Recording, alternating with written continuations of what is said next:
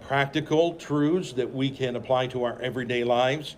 And Lord, I pray that you would help us not just to hear these things, but Lord, to have a real desire to follow these things, and that you might be pleased in seeing wisdom in our decisions, wisdom in our actions, and wisdoms in our thoughts.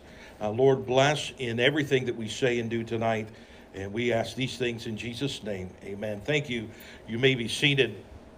So already we're talking about the highway of wisdom here in chapter 16. And we have talked about the fact that God is, as it were, the news reporter, the traffic reporter, and he's seeing what's going on. He's seeing which highway we're on, whether we're actually on the highway of wisdom or the highway of foolishness or folly.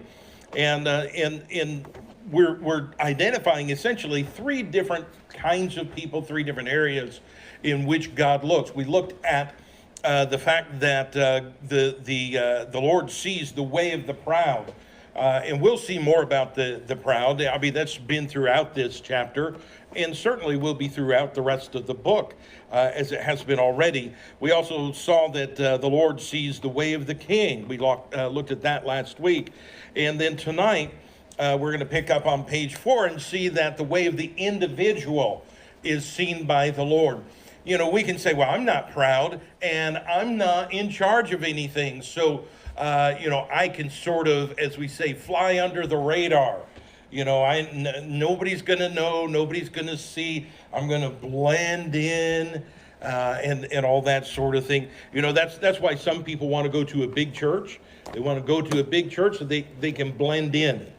You know what that means in layman's terms? That means no accountability. That means if I'm not there, nobody knows if I'm there or not. If I am there, nobody knows if I'm there or not, because it's a big church, and so nobody really notices. And that's the way some people look at God. I'm not that important. I'm not the pastor. I'm not this. I'm not that. And so it's not that big a deal if I don't apply wisdom to my life. But the fact is, the Lord sees every individual. We've talked about that already earlier in the book of Proverbs. But what the Lord sees and recognizes is that his wisdom leads to a happy life. In verses 16 through 20, we're going to see that tonight. His wisdom leads to a happy life. Oh, I want to be happy. That's what most people want. Nobody goes into any situation, any relationship, thinking to themselves, oh, I hope this doesn't work out. I'm really wishing that this totally falls apart. And nobody does that.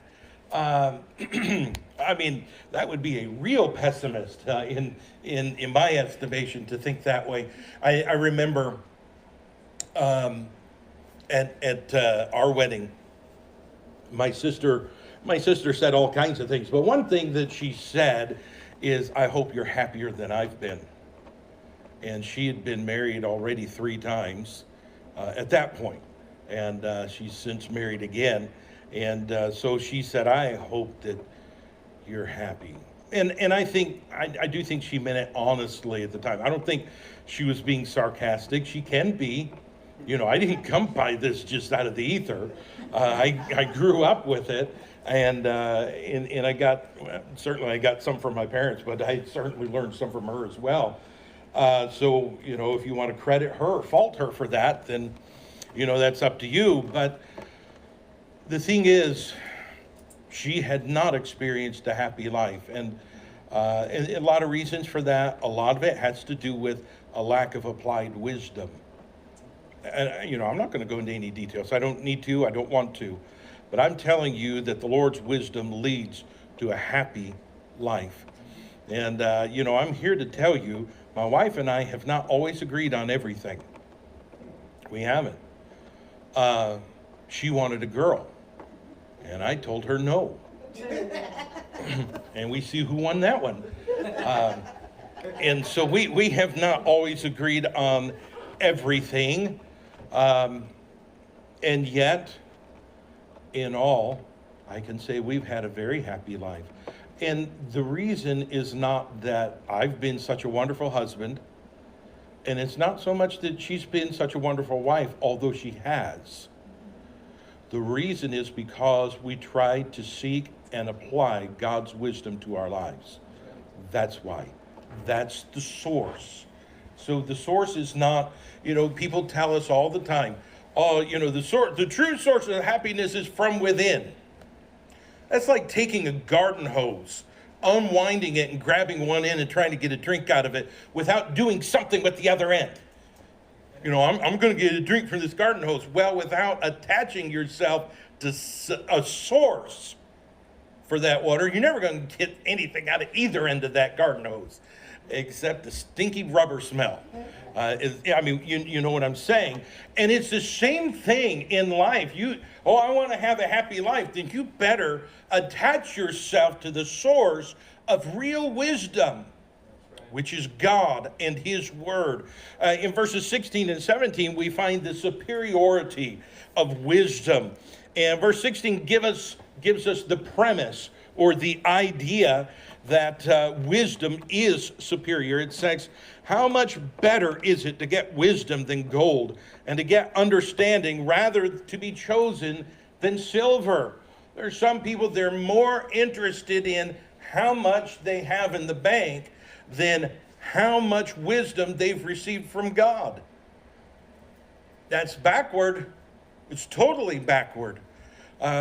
Wisdom from God is the more important thing. So the pursuit, possession, and practice of wisdom is of greater value than the best that this world has to offer. Back in Proverbs chapter 3, we're going to read verses 13 through 15.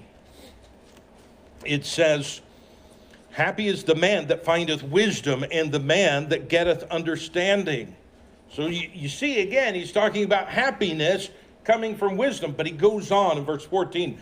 For the merchandise of it, the sale price, as it were, the value of that wisdom is better than the merchandise of wisdom, and the gain thereof than fine gold. She is more precious than rubies, and all the things thou canst desire are not to be compared to her. When it's talking about her, it's referring back to wisdom. That's what it's talking about. So if you've ever been in the jewelry store and trying to buy jewelry, what you find is that they put a value on that.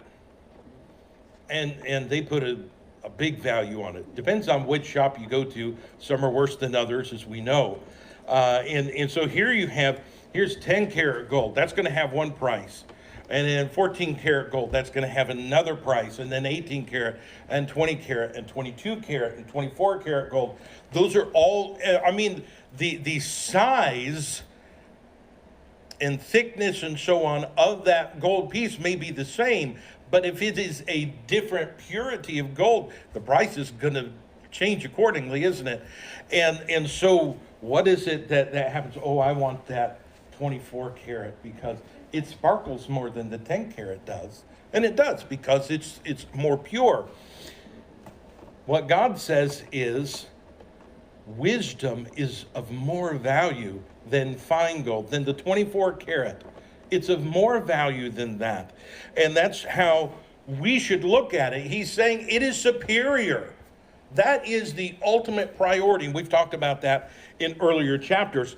Look back in chapter 8, in verses 10 and 11. Solomon says, receive my instruction and not silver, and knowledge rather than choice gold. For wisdom is better than rubies, and all the things that may be desired are not to be compared to it. It's the most valuable thing, God's wisdom. Let's go on in verse 17, and we see not just the premise of the superiority of wisdom, but we see the promise that comes with it. The highway of the upright is to depart from evil. He that keepeth his way preserveth his soul. So it's superior in contrast. So we're going to look at what's on the flip side of that.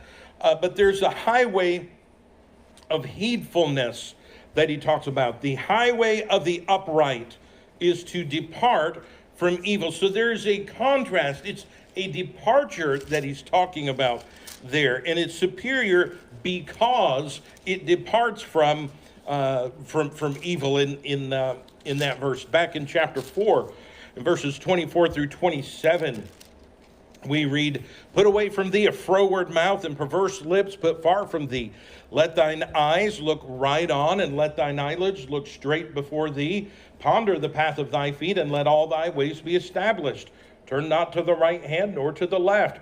Remove thy foot from evil." You realize what he's saying. He's expounding on what we're talking about here, and that is the highway of the upright is to depart from evil. Well, how do we depart from evil? Well, it tells us, put away from thee a froward mouth, a mouth that is ungovernable. In other words, I can't control it. Oh, well, if I think it, I might as well say it. Depart from evil, it says. And so it says that. Perverse lips, put far from thee. People don't have to talk with using the language that they do.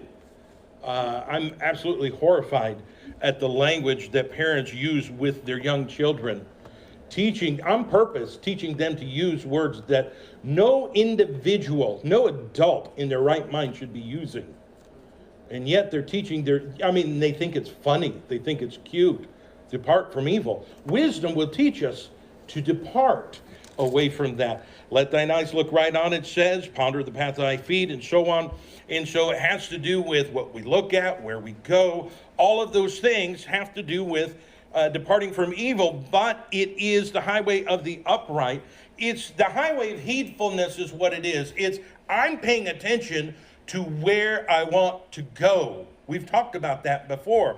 It's the idea of look where you want to go. So paying close attention to the highway. You know what happens when you're driving down the highway, and here you are doing 110 or 120, or if you're in some places in the U.S., you're doing 130.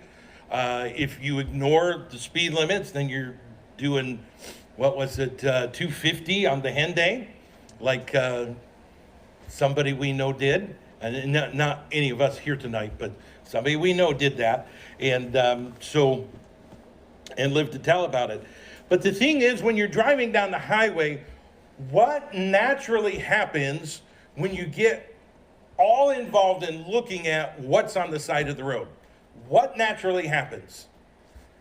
You start, you're looking over here, like, you're driving out past Elk Island, and you see the buffalo.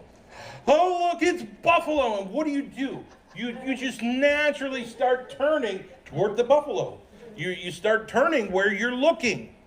And so that's the thing. If we're paying close attention to the highway, close attention to the wisdom that God gives us, then we're going to depart. We're not going to get distracted. We're not going to go off the road. We're going to get where we want to go. We're going to finally reach our destination. But it's not just a highway of heedfulness where we're paying attention to where we want to go. It's a highway of holiness. And that's what he says. It's the upright, the highway of the upright is to depart from evil. Back in Isaiah 35, in verse number 8, we read, "And an highway shall be there and a way, and it shall be called the way of holiness. The unclean shall not pass over it, but it shall be for those, the wayfaring men, though fools, shall not err therein." So it's a highway of holiness. There's separation. There's a departing from evil. You realize you get on the highway, unless you're on the ring road, you get on the highway, you're going away from something. Like I said, unless you're on the Henday, because eventually you're going to end up where you started.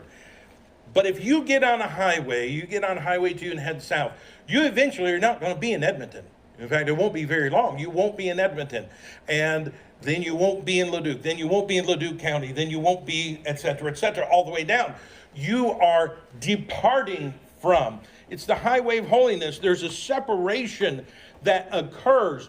But it's a separation not just of departing, but there's also a separation. You understand what it is on a limited access highway, how you have, exit in so many kilometers. You see, this kind of separation is the kind that says, there may be an exit, but I'm not taking it. Satan's always trying to tempt us to take the exit. Oh, it's okay to get off here. Don't keep going down the highway of holiness. Don't keep going down that road. Just stop off here. Rest a little while. Relax. It's a rest area. And so on. And that's the way the devil does. And so we make a choice to remain on the highway rather than take one of the many exits.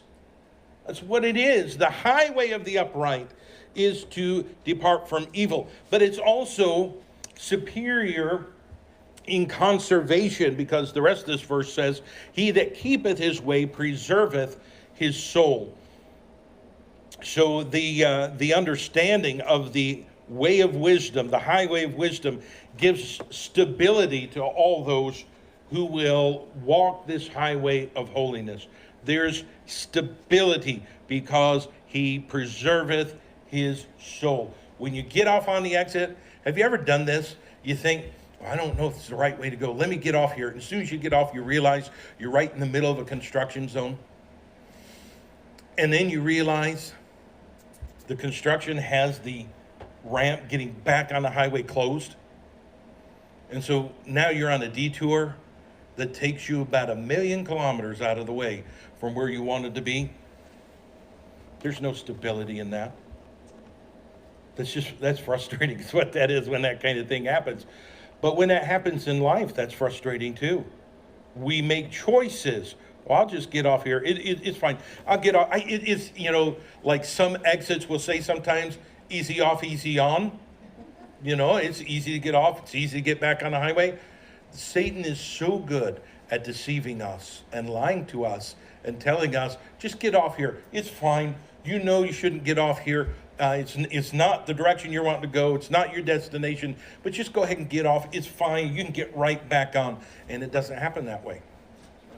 All of a sudden you find yourself far from where you intended to be.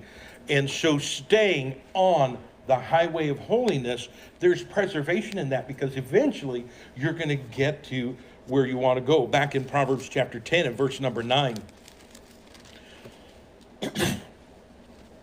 Proverbs 10 and verse 9. He that walketh uprightly walketh surely. You see, there's that preservation, there's that certainty involved in that. And so it goes on, but he that perverteth his way shall be known. So it's superior in conservation. So there's the superiority of wisdom. And then in verses 18 and 19, there are the spoils of pride. The spoils of pride. And pride always leads to a destructive fall. We know that. Verse 18 says, pride goeth before destruction, and an haughty spirit before a fall. It always leads to a destructive fall. What happens when you fall?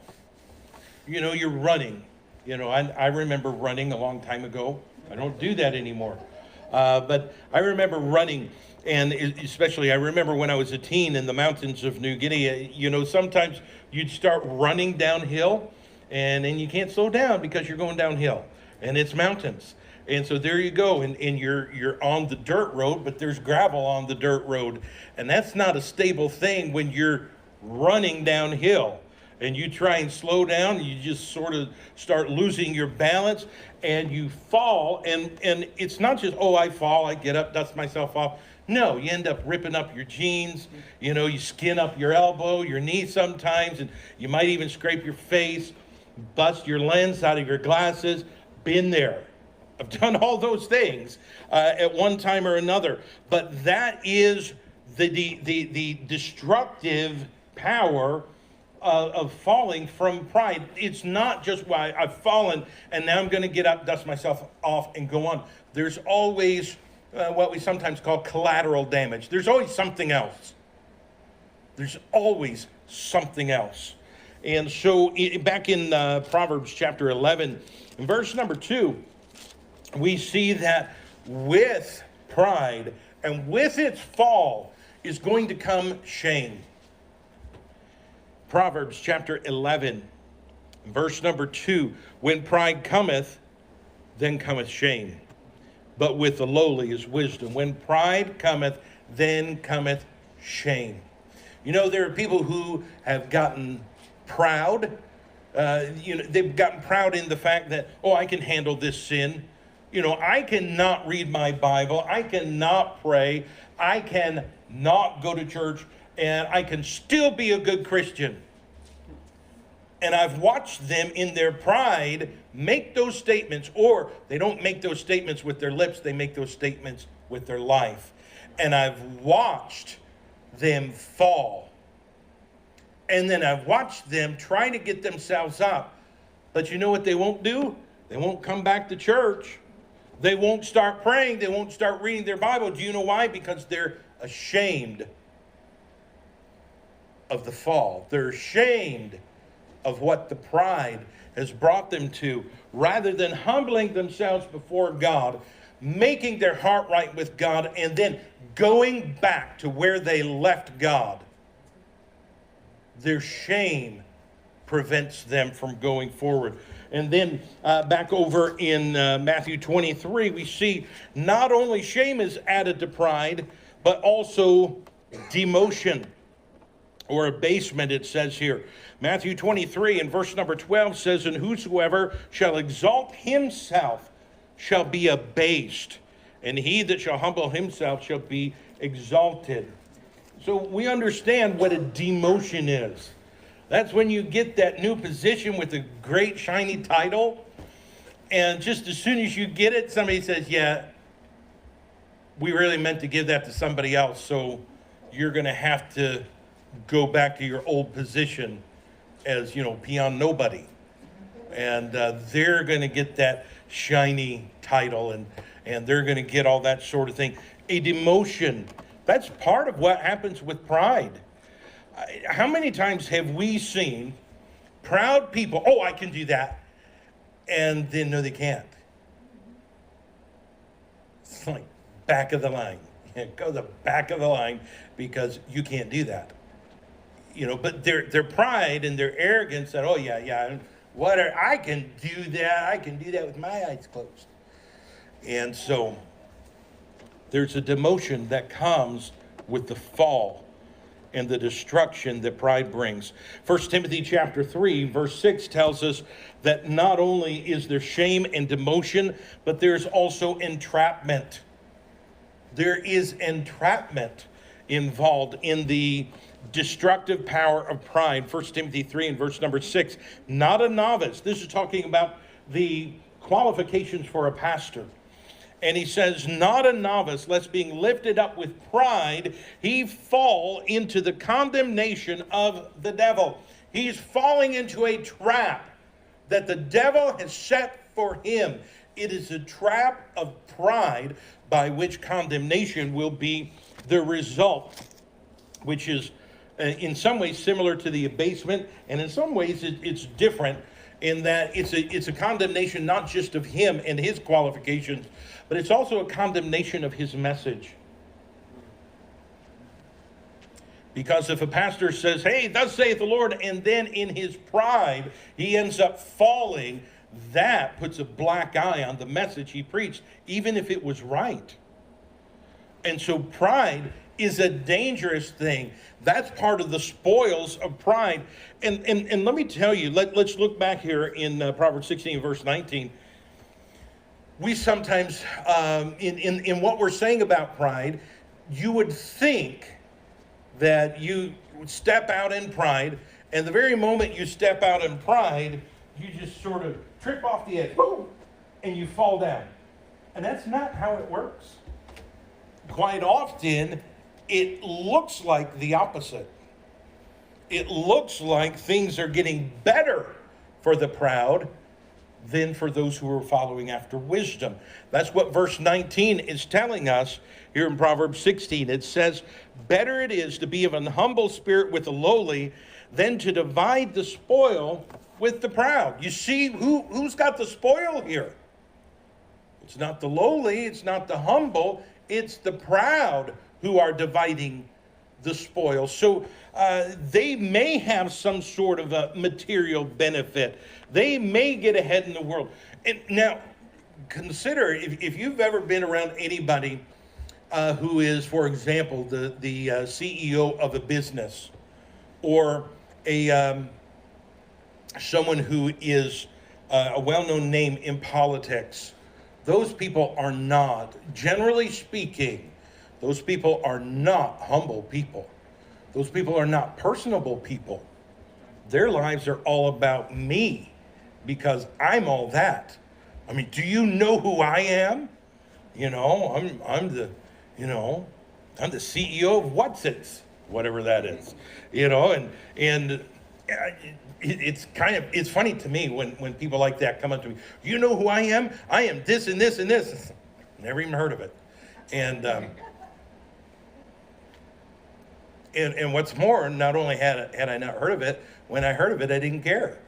And it's just part of it. But that's not my point. My point is that people who are filled with pride may well advance materially.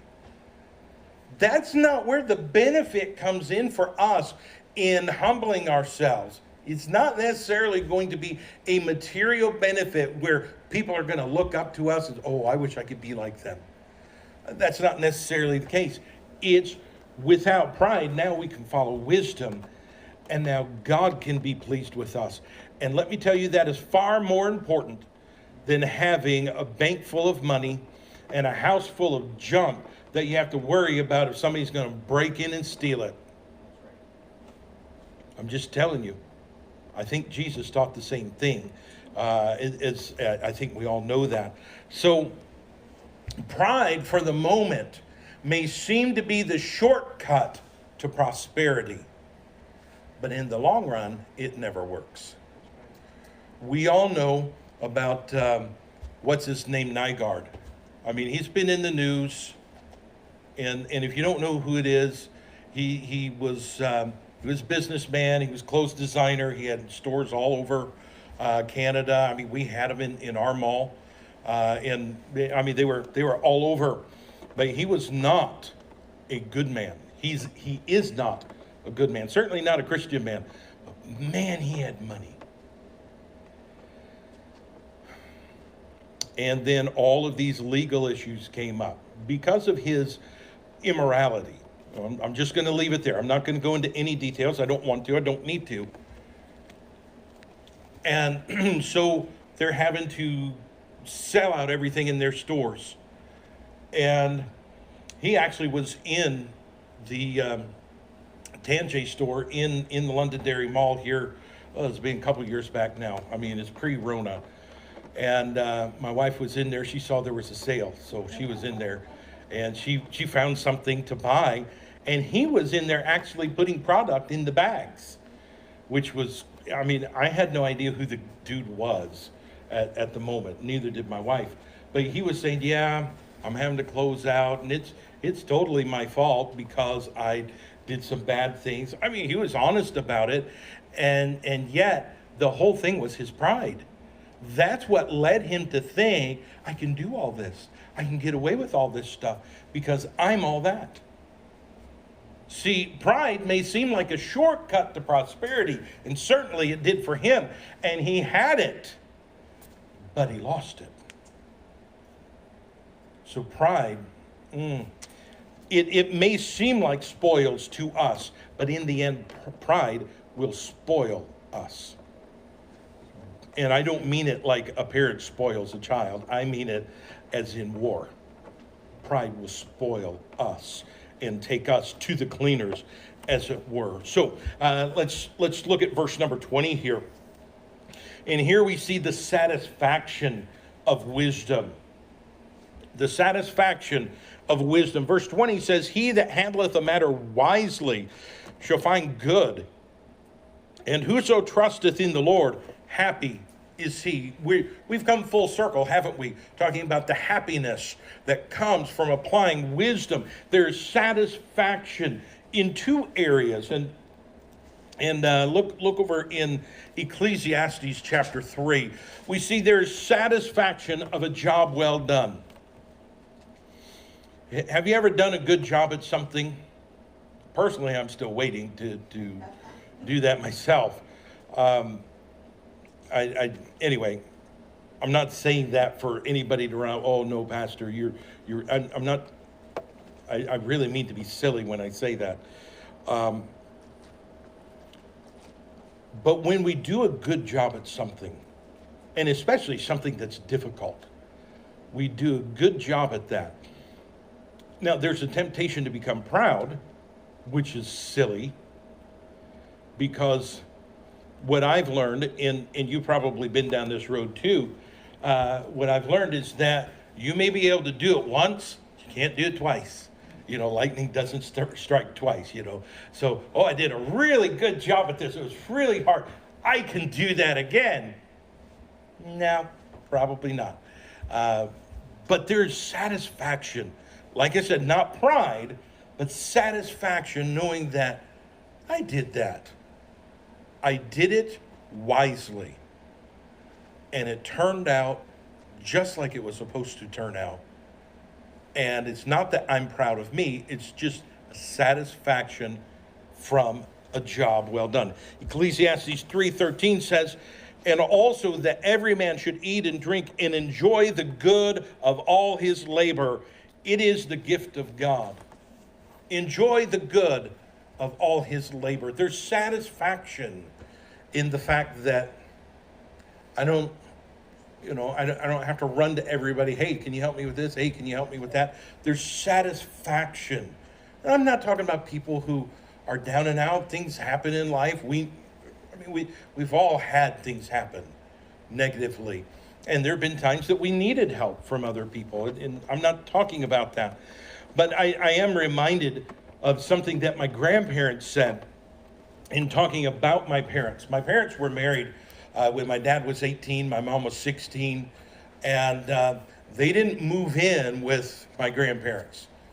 They moved into their own house, and they married in July, and before the school year started, my grandparents had moved, not just from one house to another in town, and not just to the next town down the road, and not just to the next state.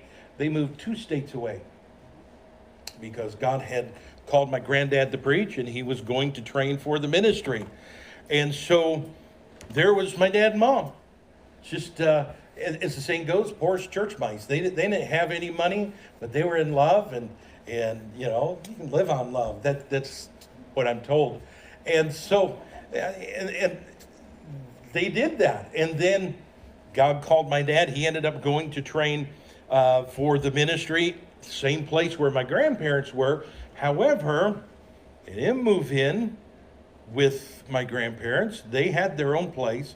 They paid their own bills. My dad worked. My sister was born during that time. And by the time they left, at the end of 3 years, they had paid off all the hospital bills, because I don't even know if they had insurance, but of course that was back in the Stone Age when my sister was born. And so they had everything paid off, didn't know anybody, and my grandparents didn't help them. And so I can go on down the line. And so my grandparents, years and years later, were saying about my parents and to my parents, yeah, you paddled your own canoe. But you see, there's satisfaction in that, realizing, God didn't do this in my life because somebody else did something, or somebody else supplied something, or somebody else made it happen. God did this in my life because he enabled me to do it. And I did the job, and I did the work. There's also, back in Psalm 34, in verse number 10, there is the satisfaction of a Lord well trusted, because I believe that we should be self-reliant.